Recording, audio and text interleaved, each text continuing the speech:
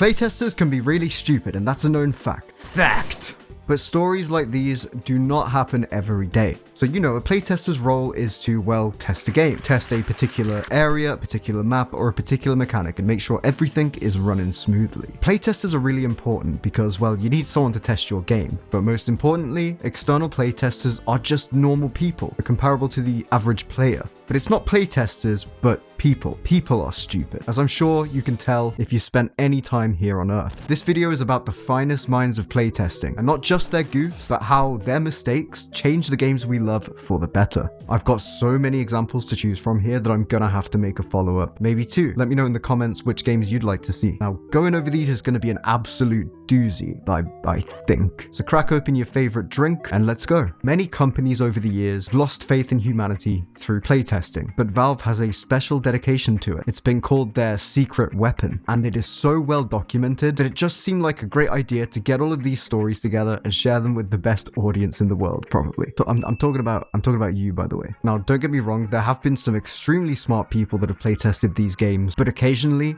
you come across people that just don't understand life. These are their stories. Dun dun! Copyright be damned. I want to start off with a tale of determination and true grit. One that doesn't really get enough attention, which is what happens when you don't stop and think. Everyone, meet the Maze Runner. This one is brilliant. I mean, it's so funny. And anyone in the audience that hasn't yet played Half-Life 2 Episode 2, do not fear, it cannot possibly go as badly as this guy's experience. Literally, it is impossible. You'll see what I mean. And this one has a pretty hilarious twist as well, so hold on for that. In this part of episode 2, Valve sends us on a quest deep into the heart of Worcester, where a big bug boy lies in wait. Something really bad happened that I'm not going to explain on the off chance that you haven't played the game yet, somehow, but we need to get this larval extract from this series of caves. It's not an easy task though, because you're being stalked by a giant bug. This guy is the Antlion Guardian, and even Australians fear this one. And you can't fight back because it's invincible, and if it gets you, it'll use its neurotoxin to take you down to 12 health.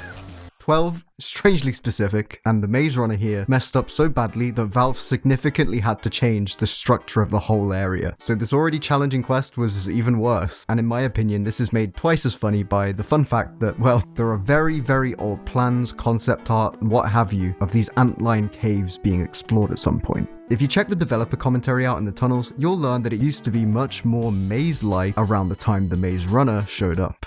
Go figure. And as if it wasn't bad enough already being stalked by what looks like a Brony's Antlion figurine jar escapee under a UV light, you would have had to add getting lost to your growing list of concerns. Yes, I have loved Antlion Guard ever since the accident with the crowbar. The Maze Runner found himself here with no warning. So how did he deal with this twisted cavern full of alien bugs and delicious corpses? Well, Greg Coomer explains how this infamous playtester found a right turn near the start of the cave, and then kept finding a right turn near the start of the cave for 30 minutes. 30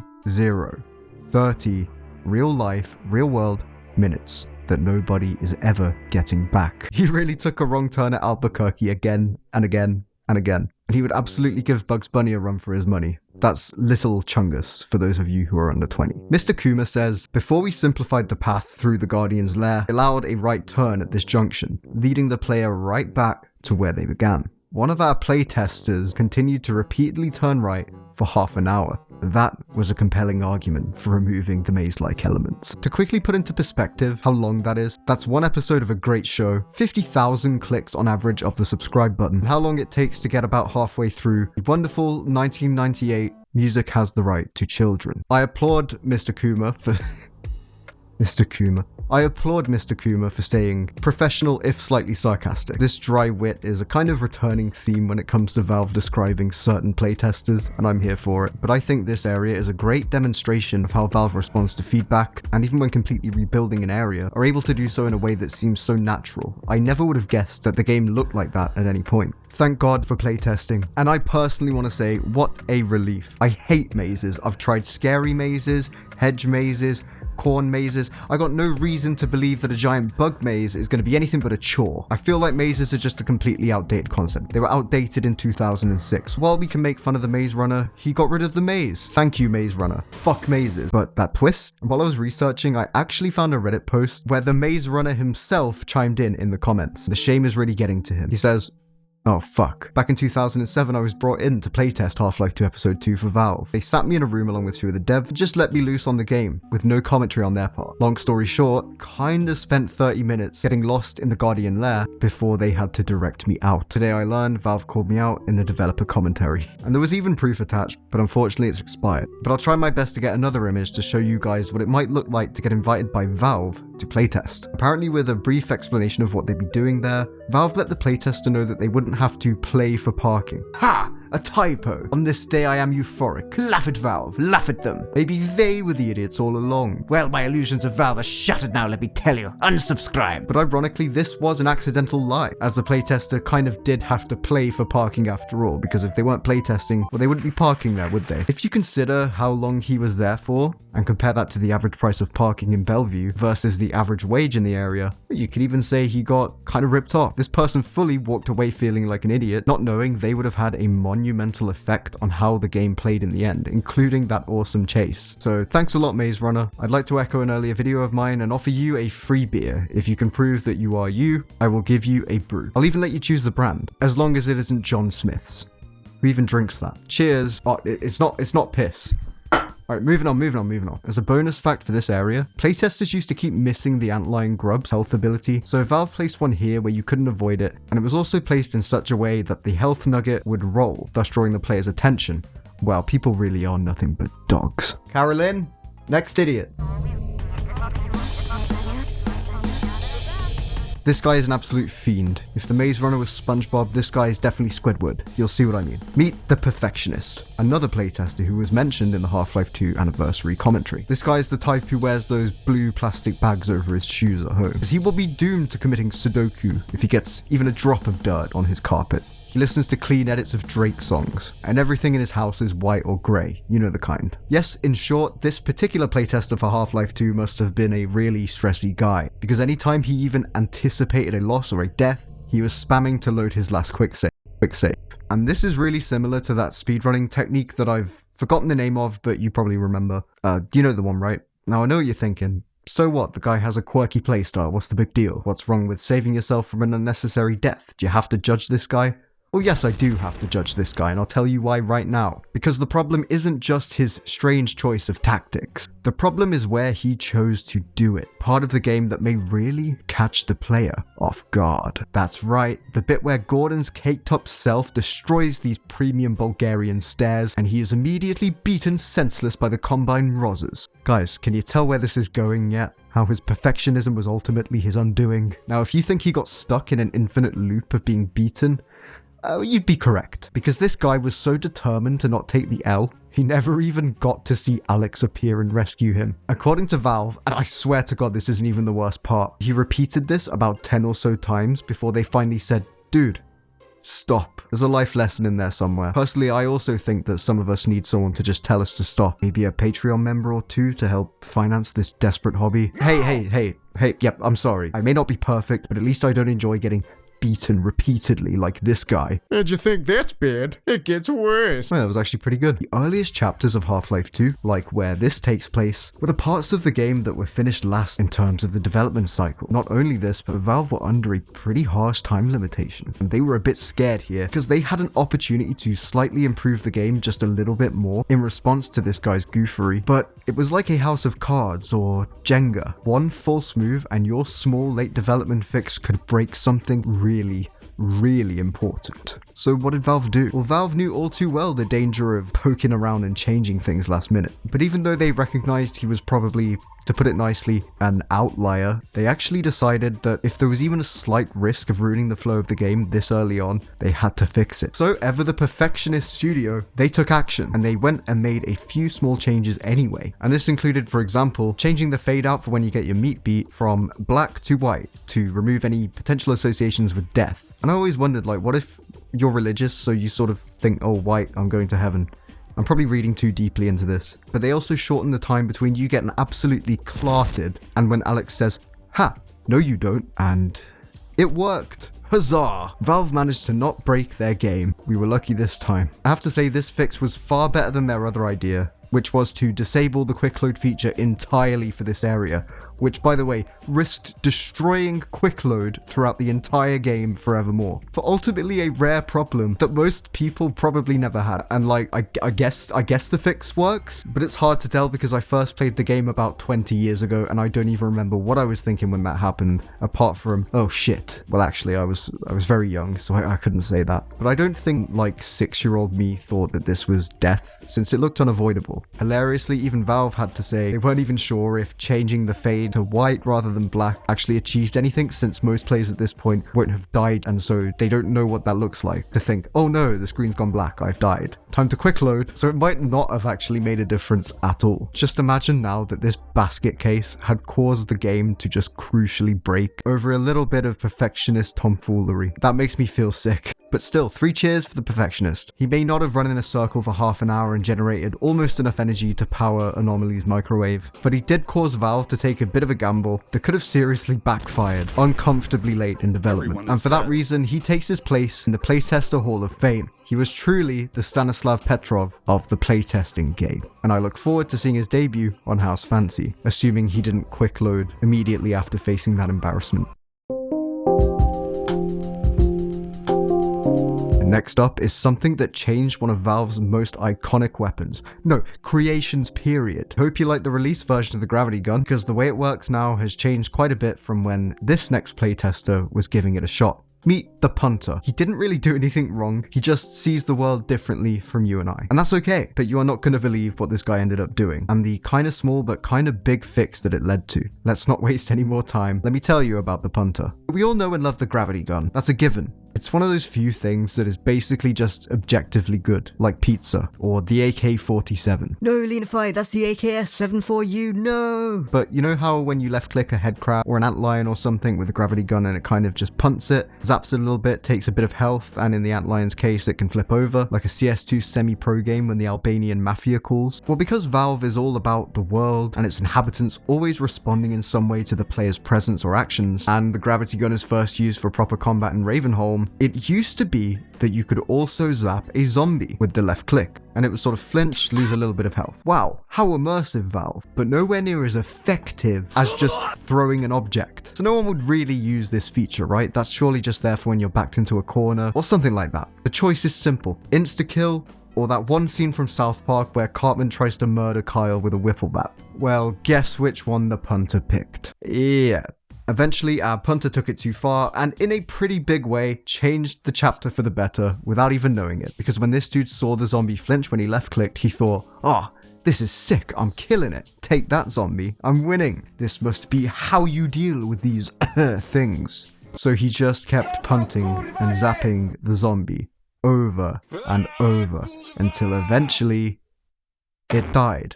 Congratulations, you have destroyed 1/100th or less of the enemies in this level. Hats off to you, Punter. Lonely bricks and saw blades watched in horror and silence. As zombie after zombie, he did not pick even one of them up. But you know, I have the feeling that this actually didn't feel like winning to him at all. The thought of this man trying to get through the entire chapter, including the notorious bullet sponges that are the poison zombies, just makes me sweat. He was just sitting there like, this is a load of barnacles. But I suppose he did what he thought was the right thing and soldiered on. Bit of insider info for you. Some say it is this that drove Father Gregory mad. Realizing their mistake, Valve saw that they would definitely have to take this out of the game. Because not only is it a time waster, but it distracts from the fun in Ravenholm. You know, hurling explosives and redneck shurikens at zombies at 200 miles an hour. And it could even teach the player some bad habits, like this guy. Kerry Davis even called it slow, unfun, and inhumane, which I have to say I completely agree with. Look, just be the bigger person and set them on fire or something, please. It's like slapping someone to death instead of using a gun. Look, I totally understand if this was, say, Dr. Breen or something, but there's 100 Breens worth of bodies to kill in Ravenholm. Breen may be a dickhead, but the zombies don't know what's going on, aside from the fact that it hurts. Punter's unfortunate misunderstanding of the best weapon in the game made it plainly obvious that it just made no sense at all, even by the game's own rules. But I wonder if at the time other enemies would flinch from the gravity gun too. That definitely would have felt weird and half-baked. Valve, thank you for fix. And thank you too, Punter. No, not you. And this is your reminder to punt the subscribe button and do 5 HP of damage. Each subscription inspires me to keep going and put out even more stuff that you guys like to watch. Box stacking. Gotta be one of my favorite things from Half-Life 2. You know how you would have to stack boxes up and climb out of things? Hold on a sec, that only happens once. But doesn't it somehow feel like more than once? Well, there might be a reason for that, and it's time to try something different and turn the mirror on Valve themselves. Because you might not believe it, but there are a few occasions where Valve have been the stupid. Case in point, the box stacking fiasco. Eric Smith points out that in point insertion, as the player explores the train station and Barney takes them in, the game teaches us to stack boxes to escape out the window. Not a problem, right? Makes perfect sense. Well, it may not be a problem for us, but for Valve, well, things get a little bit more complicated because it's their job to make sure that everything runs as smoothly as possible. Eric and the team realized that what Valve had done here by showing us this box stacking thing so early in the game was misteach the player. I know some of you still try to use the skill, but you probably shouldn't. You do a 500 IQ brick puzzle, sure. You have to put blue barrels under that one ramp, but you never really climb boxes again. Or at least you shouldn't be. So I hear you. So what? Misteaching? Who gives a shit? Well, it's time to get serious because this is a problem in two ways. Eric Smith argues that firstly, the player's brain is just being full of more unnecessary mental clutter, and the player now has the schema of, oh, high object, better stack some boxes, which is incorrect for the rest of the game's design. You could say there's a couple of cases where this might help you, but generally speaking, it's not the intent of the developer. And this can make stuff take longer. When you're trying to make such a clean, masterful, and immersive experience, your players' expectations should always be as close to the game mechanics as possible. It's just not optimal for fun, progress, or really anything to have useless information clogging up the player's brain. The other side of this issue is that obviously people started thinking they could or should climb in all sorts of places, which is where our stupid playtesters return. And not one person in particular either, just all kinds of people trying to stack all kinds of objects to get to all kinds of places, none of which were supposed to be that way. But can you really blame them? Or is it stupid Valve? It's definitely stupid Valve, honestly, because these guys were just doing what they were taught in the end. Eric acknowledged that in terms of misteaching the player, this is one of the least bad examples out there because yes, they taught you about stacking things, but they also just taught you the general idea of being able to manipulate the physics props around you to solve puzzles and stuff. And this part of the game is very memorable, but we are forced to unlearn a little piece of information as well. It's not a huge deal at all, but playtesting isn't free, nor is it easy. And all this time they spent cleaning up after players trying to stack themselves this way and that, well, it costs time and money. Time and money that could have maybe been used to, I don't know, give the standard zombie more than one skin. So, mission failed successfully. Thank you, Gaben. Bravo. Next up, we'll be popping over to Left 4 Dead for a quick little story. And this one made a huge difference. Sometimes in Left 4 Dead, a player on your team, and it is always on your team, is such a gormless specimen, you know, closely related to fire hydrants, that you feel the need to change the core rules of the game just to make this guy less of a problem. When reading about this story, I don't think it was ever about one specific person, but we'll call this type of player the Samson. If you know, you know. So Valve started Left 4 Dead with some pretty disastrous internal playtests. For those of you who don't know, an internal playtest differs from an external playtest in that usually they're done with designers, developer staff, friends and family, that kind of stuff, rather than just Joe Average. And I could probably make an entire video about Valve's internal testing nightmare with Left 4 Dead, so I will. Fuck you. I remember reading that these playtests left Gaben himself saying, oh, why wouldn't I just play Counter-Strike instead? Which raises a lot of questions, and is actually a pretty good question itself. See ya. But it does make you wonder what kind of state was the game in that even happened. But during this internal test, like all of us, Valve similarly found that there would always be one player who was just a total sausage. Absolute cactus. Barely registering as a living creature. So what did Valve do when they ran into this problem? Well, they were pissed off enough to know that the players would hate this. Well, the solution is genius though, really. Enter Third Strike. You know, when you get down 3 times and you're done. So Samson over here can only hurt you so much, aside from the friendly fire when he's alive. And this was clever in 2 ways, because not only did it limit Samson's damage, directly or indirectly, saving the Valve team and eventually the end user that little bit of frustration, but it also gave that one player the opportunity to watch and learn. Well, hopefully. Bravo, Valve. I didn't even think about this, but I'm so grateful that they put it in. And I want to thank every bad player across every game for helping Valve and these other companies to make their games that little bit more user-friendly. Truly, even Samson is an important part of this whole journey. And again, this really just underscores that sometimes a crucial piece of game design is just missing before the doors are even open. Even things that might seem obvious are not even caught by the internal team right away. I, for one, cannot imagine the Left 4 Dead experience without Third Strike. I do not want to imagine that, but while we might be tempted to have a little bit of a giggle at their expense, once again what's been achieved here is what game design is all about. Solving problems and balancing fun and challenge. Sappy conclusion. Welcome to this episode's sappy conclusion. And don't blame me, blame Chet Falishek. He's just such a fun looking guy, isn't he? The Leanify TV official bar also offers this guy a free beer at any time. I got beers with his name on it. Not this one, obviously, because if you're over the age of 16, you might have figured out the subtext throughout this whole video. I didn't really make it a secret. By making fun of playtesters, I become the stupid. And Mr. Falishek agrees. Quote, when you first encounter using outside playtesters, you go through these stages. There's stages of denial. You see the guy not looking at what you want him to look at, and he's not going to the right place. You're like, you're an idiot. We got idiots for playtesters. Who is this? Someone's friend? Let's get somebody who knows how to play games. Then the second group comes through, and you're still saying, all right.